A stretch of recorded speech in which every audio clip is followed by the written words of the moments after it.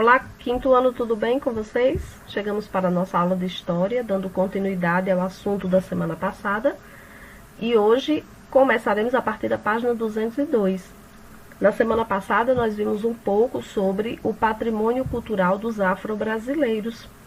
Vimos as ruínas do Cais de Valongo, por onde os escravos desembarcavam aqui no Brasil. E apesar de serem apenas ruínas hoje, eles guardam um pouco dessa história. Tem um valor sentimental, tem um valor histórico, por isso que são preservados. Vimos também o memorial, que foi construído no lugar do Quilombo dos Palmares, já que o Quilombo dos Palmares foi totalmente destruído, e hoje na Serra da Barriga foi feito um memorial, onde as pessoas visitam aquele lugar que representa a resistência dos escravos aqui no Brasil. Hoje vamos falar um pouco sobre patrimônio cultural indígena e europeu. Página 202. Como vimos, para se contar parte da história de um povo, não é necessário que o local tenha uma grande construção. Outro exemplo disso é a Cachoeira da Onça, ou Cachoeira do Iauaretê, na cidade de São Gabriel da Cachoeira, no estado do Amazonas. A Cachoeira da Onça é considerada sagrada para várias etnias indígenas que habitam a região. Essa cachoeira é considerada sagrada por 14 etnias indígenas que moram na região perto dos rios Uaupés e Papuri. Ao todo, são mais de 30 mil pessoas. Esses povos acreditam que suas etnias surgiram ao redor da cachoeira, que é a paisagem de vários mitos tradicionais. Eles utilizam as águas da cachoeira para preparar alimentos, se divertir e plantar alguns produtos nas terras férteis ao seu redor. Ela passou a ser considerada patrimônio cultural no ano de 2006. Aí ao lado nós temos indígenas Macuna, um dos povos que habitam aquela região. Conheça quem é. Curti Nimuendá Ju, 1883 e 1945, foi um pesquisador alemão que viajou pelo Brasil e viveu entre os povos indígenas por mais de 40 anos. O nome original dele era Curti Unkel, mas mudou de nome após ser batizado por indígenas, Apococuva, Guarani. Curti registrou hábitos, curiosidades linguísticas e fotografou mais de 200 etnias indígenas. Muitos dos seus trabalhos foram perdidos com o incêndio do Museu Nacional em 2018, onde ficavam expostas muitas fotos e desenhos das viagens que ele fez. Infelizmente, foram perdidos naquele incêndio. No nosso RA, nós vamos conhecer alguns patrimônios tombados. Vamos conhecer alguns patrimônios tombados nas 5 regiões do Brasil. Então, vamos começar. Primeiro, nós temos aqui o Teatro Amazonas, que foi construído em 1882 e inaugurado em 1884.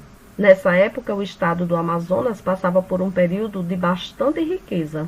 A extração da borracha, feita da seiva de uma árvore chamada seringueira, movimentou a economia e possibilitou a construção desse monumento. Então, aqui fica na região norte. Igreja do Nosso Senhor do Bonfim, Salvador, Bahia. A Igreja Nosso Senhor do Bonfim foi inaugurada em 1772. Foi erguida para acomodar as imagens do Senhor do Bonfim, uma imagem de Jesus Cristo, importante para os religiosos da fé católica. Aqui fica na Bahia, portanto, Nordeste.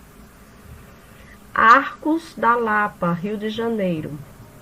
Os Arcos da Lapa, na verdade, são aquedutos. Os aquedutos eram bastante utilizados pelos romanos e foram trazidos para o Brasil pelos portugueses. Essa obra de engenharia servia para distribuir água pela cidade, alimentando sistemas de esgoto e encanamentos também.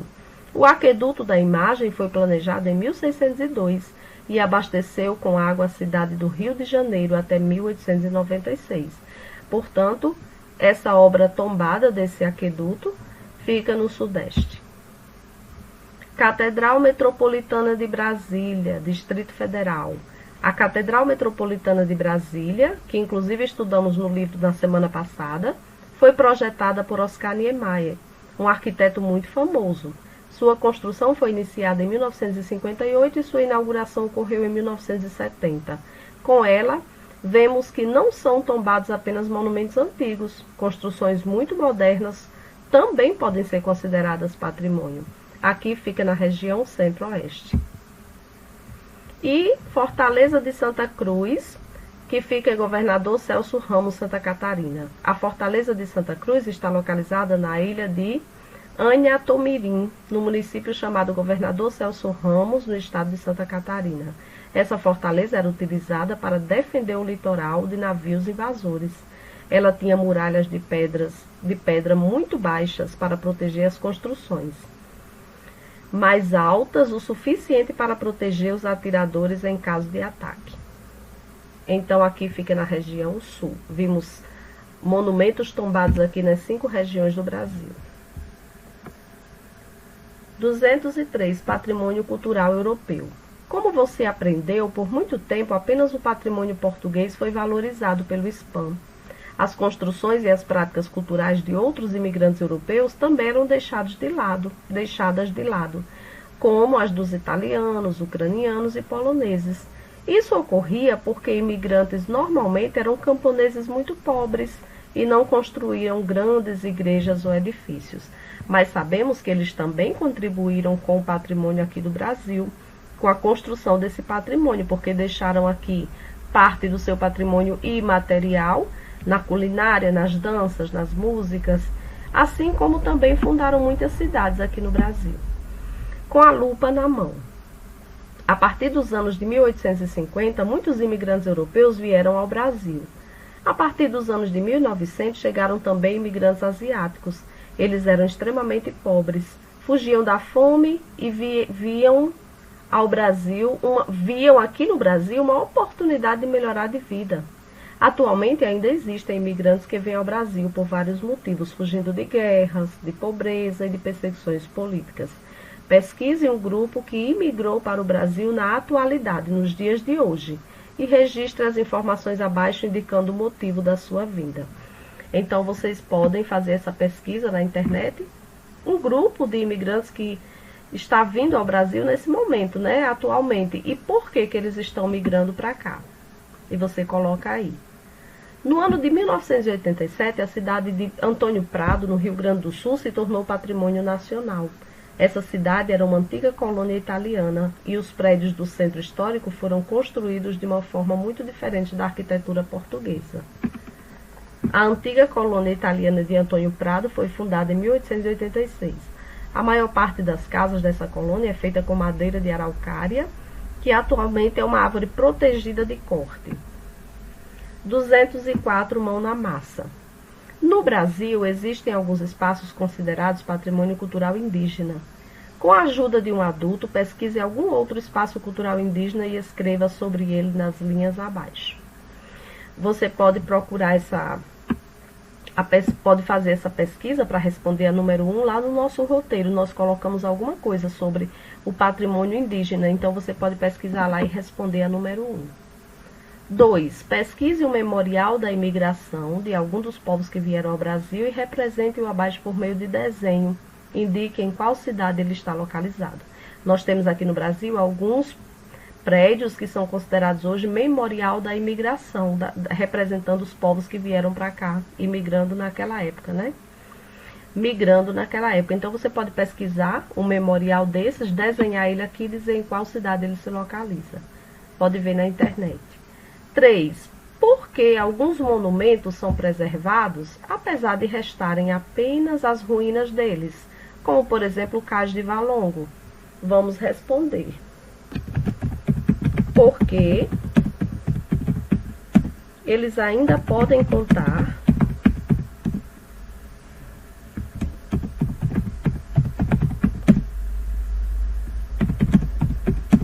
a história de um povo, mesmo estando em ruínas, não é? Não importa o tamanho do monumento, mas sim o seu significado. Por isso que eles não são destruídos, porque eles ainda podem contar um pouco da história do Brasil, não é? Não importa o tamanho, mas o que ele representou, o seu significado. Então, no nosso livro, nós vamos ficar por aqui. Vamos agora para a nossa ficha de atividades. Faremos duas fichas, 127 e 128. 127 e 128. Na 127, Tia escreveu essas perguntas aqui embaixo, porque aqui não tem como responder, está protegido aqui dentro. Mas são as mesmas perguntas. Então, vamos lá. Número 1. As ruínas de uma construção, elas podem ser consideradas patrimônio? Porque acabamos de responder no livro que sim, não é? Que as ruínas podem ser consideradas patrimônio. Então, você vai botar sim, pois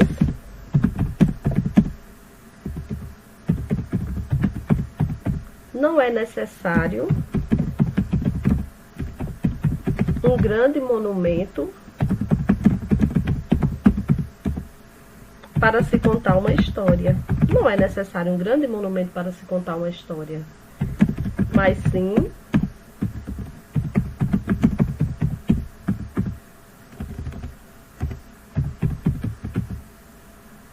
sim que aquelas ruínas tenham significado. É a mesma coisa que acabamos de responder no livro.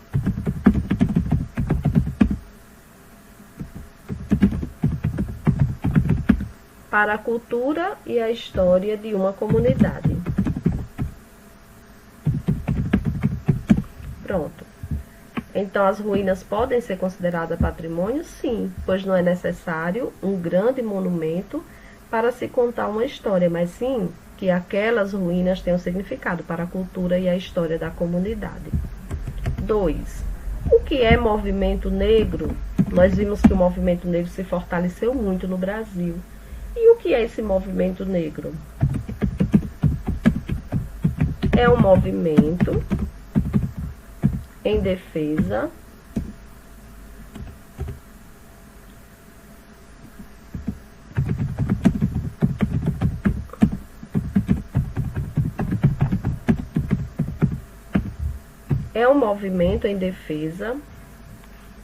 pelos direitos da população negra. Por isso que se chama movimento negro. Um movimento que pretende defender a população negra.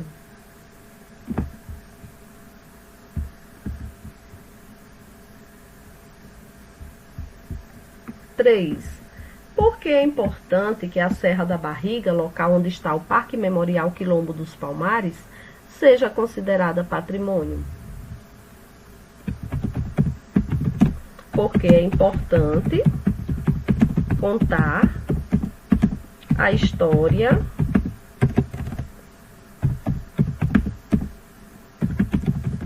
da resistência à escravidão. É importante contar essa história que aconteceu ali naquele lugar. Então, por isso que ele foi feito esse memorial, para relembrar isso, a resistência daquele povo à escravidão. Porque é importante contar a história da resistência à escravidão. 4. Neste capítulo, conhecemos um pouco mais sobre os patrimônios afro-brasileiros, indígenas e europeu, ou indígena e europeu. Qual você achou mais interessante? Por quê? Então, você vai pensar, nós estudamos um pouco sobre as 3 histórias, né? De cada um. E aí você vai dizer qual você considera mais importante dessa história do patrimônio aqui no Brasil que foi deixado por esses povos. É pessoal, você responde aí e explica por quê. 128. 5. Observe as coordenadas para completar a frase. Então, vamos lá. Nós temos aqui, vamos seguir as coordenadas e aí encontrar algumas palavras. Por exemplo, 7C. 7C. O que é que a gente tem aqui no 7? E na letra 7 aqui embaixo, ó. E na letra C, tá vendo? Na coluna do C, nós temos a letra Z. Aí você vai e coloca aqui. Z. 6F. 6F. U. 4B. 4B. M.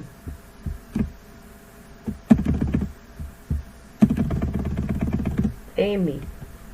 7E. 7E. Nós temos a letra B. E um D, nós temos a letra I. Já encontramos uma palavra, Zumbi, que foi o líder do Quilombo dos Palmares. 4A, 4A, nós temos H. 2E, 2E, nós temos a letra E.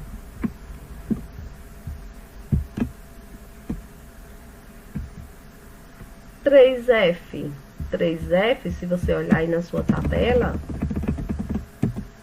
nós temos a letra R. 4-1,